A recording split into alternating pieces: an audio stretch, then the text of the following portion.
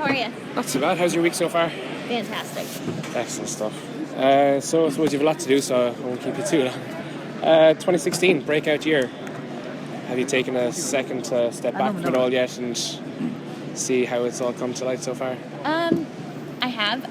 When I first won the Smackdown Women's Championship was the moment that I reflected and was kind of like, wow, this. If you would have told me a year ago that I would be in a TLC match with Becky Lynch, putting her through a table for the Women's Championship, I wouldn't have believed you. You know what I mean? It was one of those things, like, I thought I had more things to do than I needed to do in NXT. I felt like I needed more development.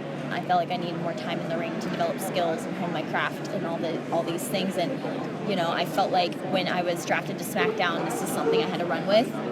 I could either flop or run with it and give it everything that I had. And the only difference between the two, to me, would have been intimidation in myself and lack of confidence. And, you know, it's one of those things that, looking back on the year, it's mind-blowing.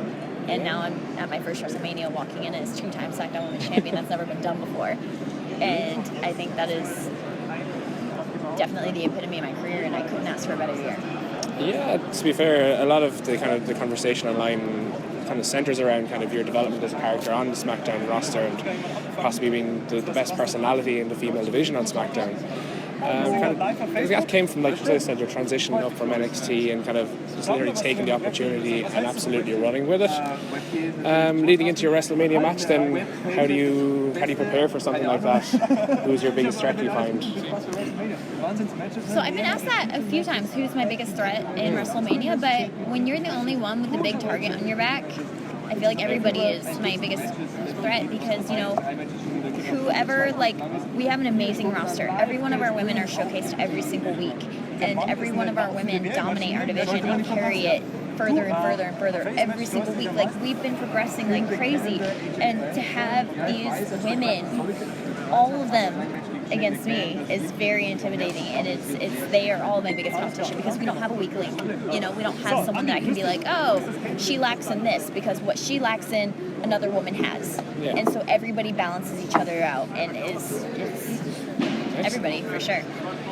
One of the big developments in SmackDown since the brand split has been the development of Talking Smack, and you've had the opportunity to be on it a few times. Yeah. How have you found that?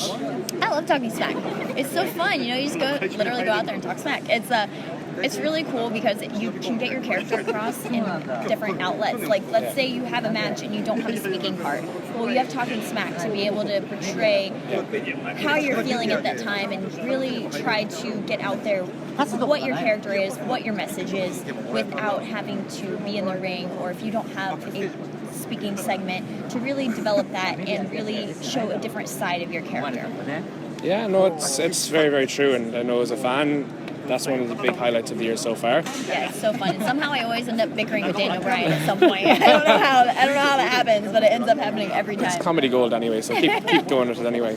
There has been rumours, I suppose, that there's possibility going to be a female tournament similar to, say, the Dusty Rhodes Tag Classic or the CWC. Is that something you think would be a good idea in terms of bringing on more female talent onto the roster and getting more people over like that? Oh, absolutely. You know, we're in the midst of this women's revolution, this idea, and we're proving this idea true that, you know, women are dominating in every athletic field right now. And this is a great time to be a woman in WWE because we're taking the revolution that the Four Horsewomen started and we're taking it to the next level. And I think as many women as we can bring in and have it, if we do have a tournament, I think that'd be great. You know, as many women as we can bring in and show, you know, how women can develop and carry WWE as well. You know, we are WWE superstars just as much as the men. Absolutely, and it's great to see some main events being showcased like that as well. Absolutely. So final question then, 2017, what does it hold for Alexa Bliss? Ooh.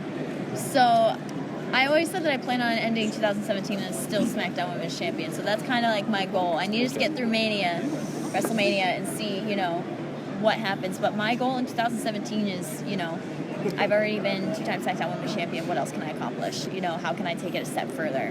What can I do to keep my title, you know, as long as I can, and possibly be the longest reigning SmackDown Women's Champion. Sounds good. Thank you very much. Thank you. Smyths Toy Superstores. If I were a toy